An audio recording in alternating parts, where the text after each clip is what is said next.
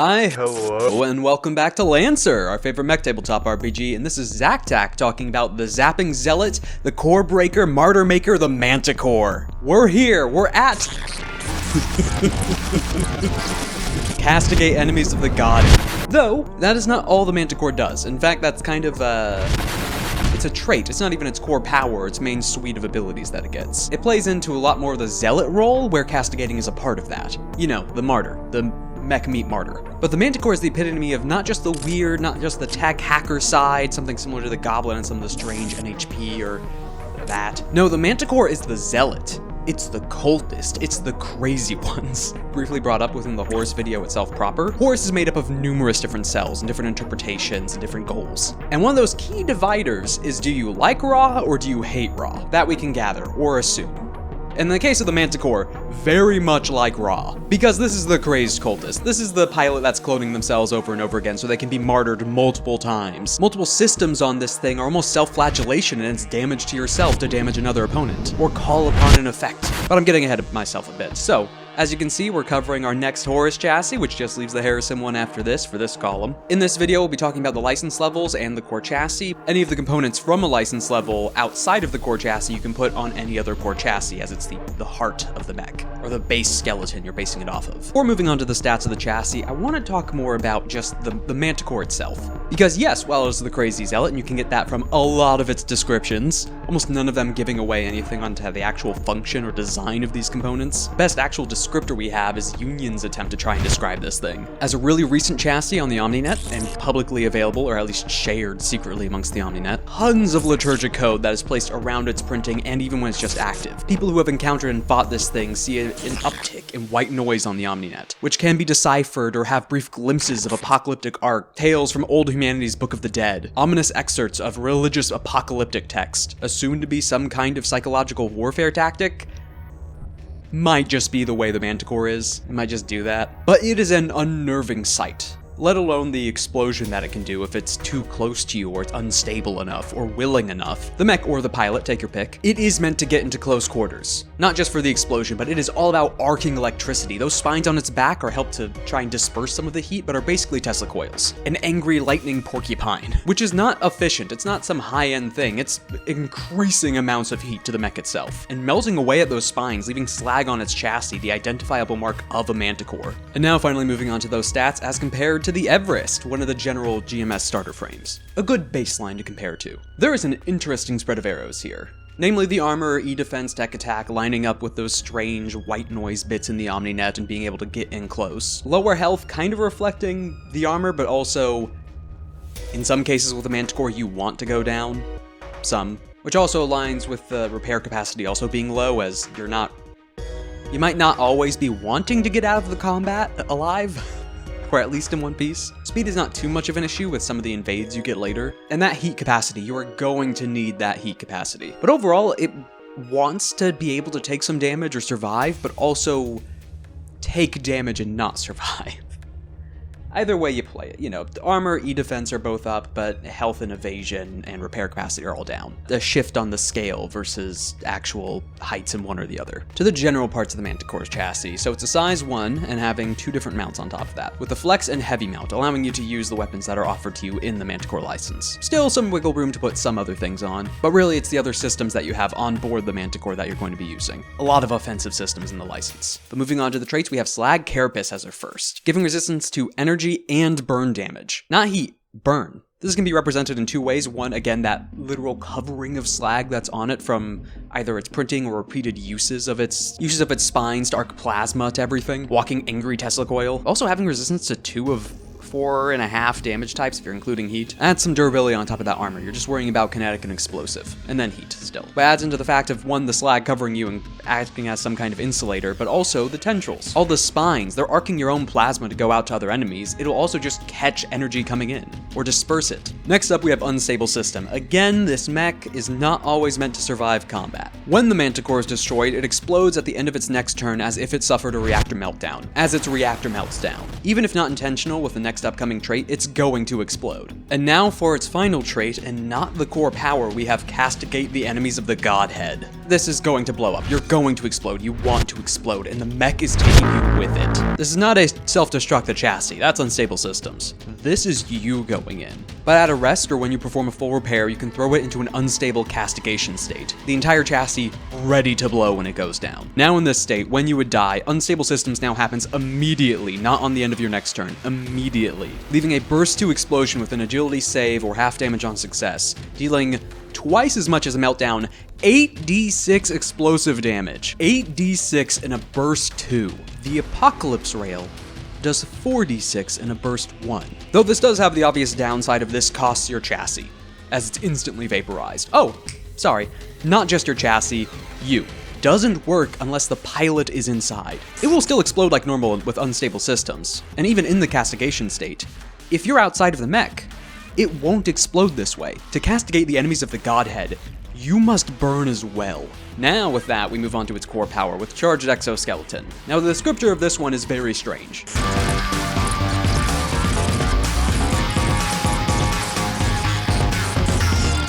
But there is also a passive included in the core power, that passive being the named Charged Exoskeleton. So once per round, whenever you take heat, you can immediately deal 2 AP energy damage to a character within range 3, as your entire core chassis overcharging, overloading, all those spines arcing out plasma, that Charged Exoskeleton, the electric porcupine. Next is the active, the destruction of the temple of the enemies of Ra. Quite a mouthful, that one. But this is where you go from the passive letting off of energy whenever your heat's building up from the exoskeleton to actively wanting to charge it up as much as possible. Once activating this protocol, you have a resistance to heat for the rest of the scene, so add that to the previous 2, and you gain a charge die of a d6, and it starts at 1. The charge goes up whenever you receive heat or energy damage, including from yourself. And once you reach 6 charges, the ability instantly goes off, with all that energy pent up and stored inside you, going out in one volatile plasma burst, that arcing electricity hitting everything around. So again, burst 2, engineering save, half damage if successful. Objects within the area are instantly hit, and this ability deals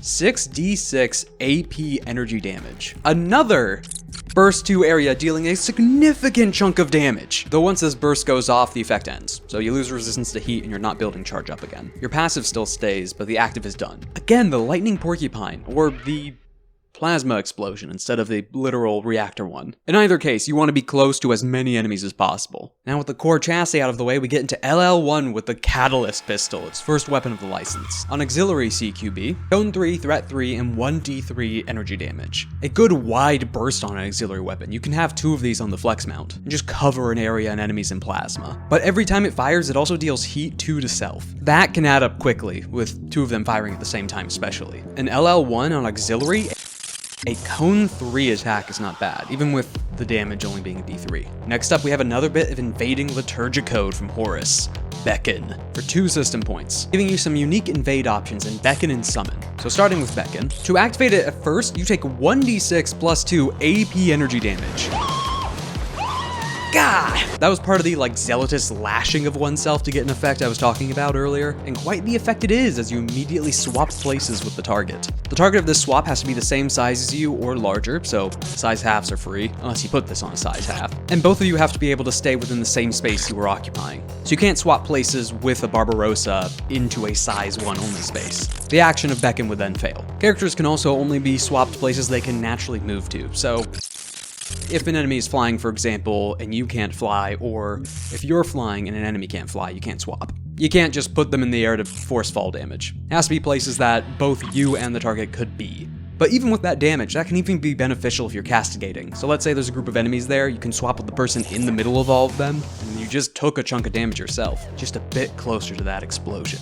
Next is Summon, which forces all characters within range 3 of your target to be pulled as close as possible to them. It doesn't force them to move on their turn, it immediately pulls them towards them, it summons them. But a nice option for forcefully gathering everyone into one area. A bit closer for that burst 2 coming later.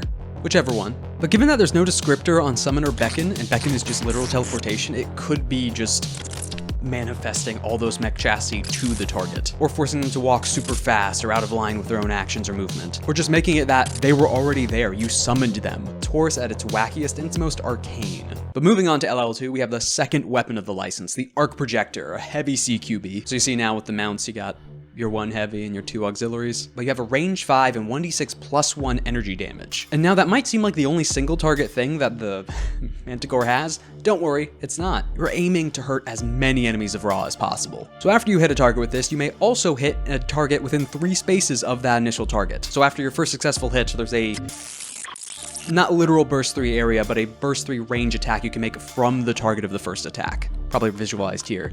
Zap zap. You still need to roll to hit the target as if you were in that space, and you can't double back onto a target or hit a target that's already been hit. But as long as you if you have more enemies within that space to hit and you keep succeeding on hits, you can hit all of them. There is, however, the downside that alongside the initial firing, you take 1 heat for each firing. So the initial hit from charging up the weapon and firing it, and then every additional target you manage to hit, or at least shoot at. So 1 and 2, okay, you took 2 heat. However, in the best case scenario, that's a lot of heat adding up. It's gonna get pretty toasty in that cockpit. And now we have another bit of hacking liturgic code from Horus with Smite, giving 2 new invade options, one of Smite and the other of Seer, part of its core break doctrine, the affecting of an enemy. So first off is Smite. When activating it, you take 1d6 AP energy damage. Similar to Beckon, this has a damage cost, or a charge if you activated the core power. Then the target enemy needs to make a system save, and if they fail, they are stunned until the end of their next turn. And again, Lancer stun sucks. And while this is only an invade option, you can't affect a character with this twice in the same scene. You can affect every character potentially once with this, but you can't double up. So it's not really doing damage immediately to them, but it's lining them up for damage. Next up we have Seer, with another cost of 1d6 AP energy damage when you activate it. But after that, going along with the core break doctrine of attacking the internals of the system, of the chassis in question, we're going to be affecting heat, but not directly. No, you see, we're going to be making their allies and enemies into ovens, for them in the center. So after this successful invade, the enemy takes 2 heat for every adjacent or engaged character size 1 or higher next to them, including you. So if you're point blank, minimum they're taking 2 heat. If they're next to each other, that can multiply fast. However, the heat is maxed at 6. So the optimal situation if you did summon ahead of time is still capped at 6, not what that number would actually be. That's still not bad. 6 heat on top of other weapons and systems that can deal heat damage in the basic invades. You turn to all their allies next to them into an oven, probably after summoning them close anyway. It's also just such a fun, freaky effect, because you're not actually causing the other chassis to heat up, really. It's just the fact that that one mech in the center is taking more heat because of anyone that's around them. Target's taking the heat, not giving it. And now onto LL3 with EMP Pulse for 2 system points. So this EMP Pulse, you are not protected by. As again, part of that potential self-flagellation under Ra, you are also stunned, as to trigger this effect, you need to be stunned. As this EMP pulse comes out of the core of your chassis, breaking it down as well, until the end of your next turn you're stunned. Then, all characters without the biological tag within burst 1 of you need to make a system save. Even if their pinky toe is in it, if they're a size 3, if they at least are touching that burst 1. On failing that system save, they are also stunned until the end of their next turn. And when it comes to activating this effect again, enemies who suffer from this stun cannot be stunned again by this effect until the end of the next scene. Again, you can't double up on continually stunning the same one. At least with this effect, you still have Smite. While this is actually pretty risky because you guarantee that you're stunned, and then enemies still have a save to make it out. However, again, if you use Summon or line it up in a specific way where you are in the heart of everything, your active is still working even while stunned, and you can still CATIGATE. So you or your allies can do something to push that a bit further to explosion. And again, 8d6, or even the active, the 6d6, forcing everyone to stay put. Now that sucks. And lastly is the lightning generator. Yes, part of those coils are something that you can put on any chassis, not just the Manticore. That's its charged exoskeleton, that's the chassis specific. The lightning generator is on top of that, for 3 system points. It's a protocol to activate at first, it deals heat 1 to self when activating. Once activating this protocol, you take 1 heat and deal 2 energy damage to all adjacent characters and objects next to you. No roll to hit, no save, they just take that 2 energy damage, with only the cost of 1 heat. Again, this is on top of everything else the Manticore has, and is a protocol. However, if you're in the danger zone at the start of your turn, so at half or a little over half your heat capacity, the protocol activates automatically. One of the more unstable systems of the Manticore, you have no control over it when you're in the danger zone. You are automatically taking that 1 extra heat when already in the danger zone, with the benefit of the damage is now 4 AP energy damage to all those adjacent targets. No hit, no save, 4 AP energy damage to every adjacent target. Throw that on with anything else the Manticore has or on another chassis that lives in the danger zone. So good. Just a nice additional damage system.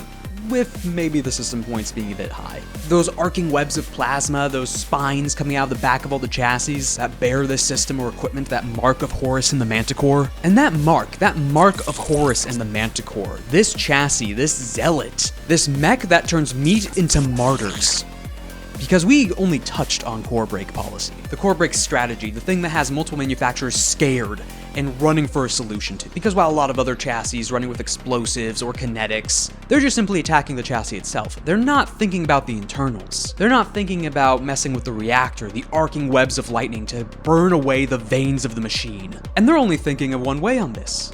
Union's missing a point. They're missing something in their calculations of core break doctrine. Because it's not just the mech's internals they're breaking.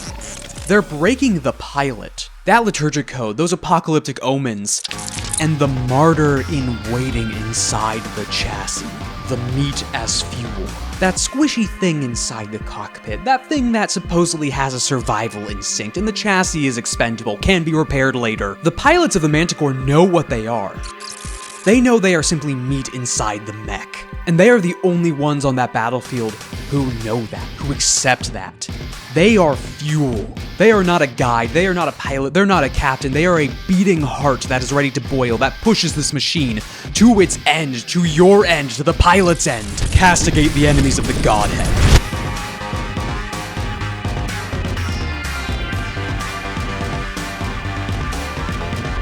Thank you for watching the video on the Manticore. Wanted to take my time on this one a bit. I really wanted to work on some effects and actually put some of the descriptions in. Because it's the zealot. It is the crazy religious sects of Horus. Mech meet martyr. Sure, there's a lightning porcupine and its unstable systems, its danger to itself and the pilot and anyone around it, but it's that crazed acceptance. It's knowing you're simply a piece, a tool, fuel. It needs the pilot inside to explode. Oh, I love the Manticore. Anywho, thank you for watching the video, a thank you to my patrons, and have a nice day.